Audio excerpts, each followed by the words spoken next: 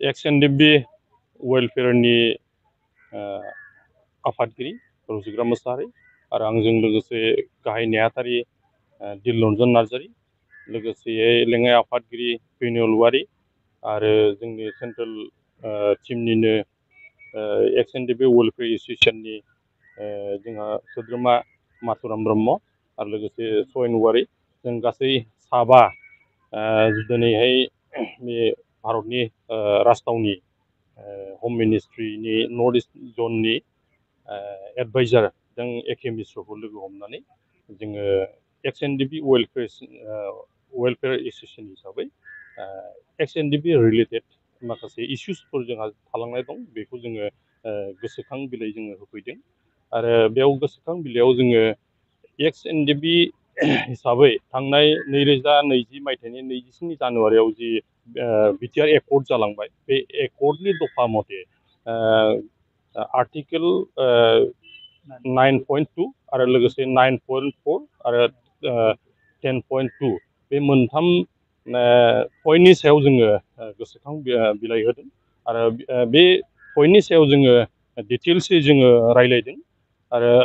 जिहेतु जोङो पिस एकर्ड जानायनि उनाव दिनैसिमहालागै जेसेबांखिनि एक्स एन डि बि नि सायाव केसफोर नन हाइनेस आरो हाइनेस केसफोर दं, बिनि सायाव जोङो ब्रिफिं होनानै जों रायलायदों आरो लोगोसेयै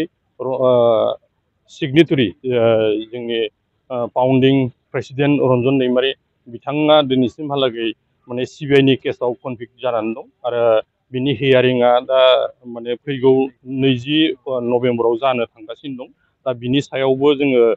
बिथांनो जोङो फोरमायना होदोंमोन आरो बे फोरमायनाय लोगो लोगो बिथाङा खुब गुरुत्व सहकारे बुंदों जे बे केसखौ आङो टेकल खालामगोन, आङो सावरायगोन आरो सरकारनिसिम आङो बेखौ होगोन आरो आंनि तरफनिफ्राय जेसेबां हायो आं बेखौ मावफुंना होनो थाखाय बिथाङा जोंनो खोथा होदों आरो लोगोसे जेसेबांखिनि जोंहा माने सिबिआइ बा एनआइए केसाव जायफ्रा दिनैहाय हाइनेस बा न' हाइनेसफोर केसफोर जानानै दङ बा दिनैहाय हियारिं जाबाय थायो, सामन जाबाय थायो, मालाबा इनकुइरि बिदि फैबाय थायो, बिनि सायावबो जोङो डिटेल्सै बिथांनो जों फोरमायना होदों आरो जोङो बेखौ खावलायदों जे जिहेतु जोंनि पिस एकर्ड जानाया बिटिआर एकर्ड जानाया बोसोरब्रै जाबाय आरो बे बोसोरब्रैयाव जेसेबांखिनि जोङो एक्स एन डि बि हिसाबै जेसेबांखिनि मावथिफोर दंमोन आरो बिथांमोना दिनैहाय ससियेल लाइफ इन्जयमेन्ट खालामहैबाय, सामाजिक जिबन थांबाय, गणतान्त्रिक भाबे जेरैबायदि मावनांगौ बेबायदि माने रायजो राजाजों ससाइटिजों गोरोबनानै खामानि मावबाय, दिनैसिमहालागै 4 बोसोराव जेबो माने बेबायदि अघटन जायाखै आरो बेखौ नोजोर होनानै जोङो सरकारनो जों खावलायदों, बिथांनि थ्रुयै जों खावलायदों जे जोंनि जेसेबांखिनि केसफोर दं बेखौ माने जेनेरेल एमनेस्टि होनांगौ होननानै जोङो खावलायनाय जादों आरो बेखौ बिथाङा खुब गुरुत्व सहकारे लादों आरो बे साननैसोनि उनावहाय बिथाङा बेखौ सरकारनिसिमहालागै होनानै जेसेबांखिनि जोंनो एक्स एन डि बि नि जेसेबांखिनि मावनो गोनां खामानिफोर दं बेखौ बिथाङा मावनानै होगोन बा माने सरकारनिसिम अबगत खालामगोन होननानै बिथाङा जोंनो खोथा होदों। माब्लाबा माब्लाबा जों नुनो मोनो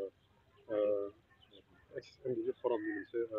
दोलोआ आलादा ओमफ्राय नोंथांमोना आलादा रायलायनायखौ जों नुनो मोनो, माबायदि बिनि बेलायावहाय केसनि बेलाफ्राव माबायदि आवगायनानै दं बेखौ सोरबा जोंबो मिथिगौ जे एक्स एन डि बि इउनाइटेड फराम हिसाबै मोनसे संगठन दं आरो बिथांमोनाबो खुब सम्भब बेखौ लानानै मावदों जानो हागौ आरो बिथांमोनहा बेसेबांखिनि मावदों मावा जों बेखौ जों जेबो मिथिया दिनैसिमहालागै, खिन्थु जों जिहेथु स्टार्टिंनिफ्रायनो 2005निफ्रायनो जों एक्स एन डि बि हिसाबै बा सिजफायाराव थानाय हिसाबै जों गावनो जरित दं, ओंखायनो जेसेबांखिनि जोङो दा एक्स एन डि बि हिसाबै माने जेसेबां जोङो माने इस्टाब्लिश जानांगौमोन बा जोङो ससाइटियाव जेसेबांखिनि जोङो पिसफुल लाइफ इन्जयमेन्ट खालामनांगौ बेखिनियाव जोंहा सम सम माने एक्स एन डि बि निफ्राय मावनो गोनां खामानिफोर बे इन्स्टिटिउसनफ्रा बा इउनाइटेड फरामा दङमोन, नाथाय बिथांमोनखौ जोङो जेसेबांखिनि मावनांगौ बिदिखौ जों नुयैखाय लास्टलि जोङो दिनै बे एक्स एन डि बि वेलफेयार एसोसिएशनखौ जोङो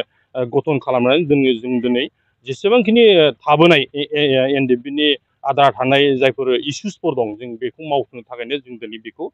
बिबान लानो गोनां जादों। बिथांमोननि बे आर'जलाइ होनायाव बबे बबे बुस्थुआ सरकारनि रायलायनायजों मा होनो पजिटिभ जानो हागौ सार दिनैनि गोसोखांलाय होनायाव? बे गोसोखांलाय होनायावथ' बे 9.2, 9.4 आरो 10.2 आव जिथु लिरनाय दङ जे जेनेबा धर दा जोंखौ रिहेबिलिटेसन होनांगौ दा रिहेबिलिटेसन होनायनि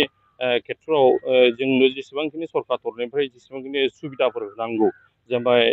एक्स ग्रेसियाजों लोगोसे जोंखौ जेसेबांखिनि होनांगौ आरो ससाइटियाव जों जेरखम माने सिभिल लाइफ जेफोरखौ इन्जयमेन्ट खालामनांगौ बेयाव माखासे गभर्नमेन्ट तरफनिफ्राय जोंनो जिबायदि माने सहाय नांगौ बेखिनिखौ मोनगोन आरो बेखौ होगोन आरो मावफुंना होगोन होननाय जिथु खोथा होदों आरो बेजों लोगोसे दा जोंनि माने बे बड'लेण्ड एलेकायाव बा आसामाव जि माने धर माने बे माबा होनांगौ साख्रि बाख्रियाव थिसननांगौ एक्स एन डि बेखौ माने दिनै आसाम पुलिसाव माने 2% जेनेबा माबा होदों बेखौबो जोङो DGP बिथांजों रायज्लायदों बिथाङा खोथा होदों जे बेखौ मावफुंना होगोन होननानै आरो दा टेरिटरियेल आर्मिनि थाखाय दिनै जि रिलिज जाबाय थादों जों तरफनिफ्राय बेखौ अर्गेनाइज खालामदों आरो बे साननैसोनि गेजेरावनो जों माने पाब्लिकलि माने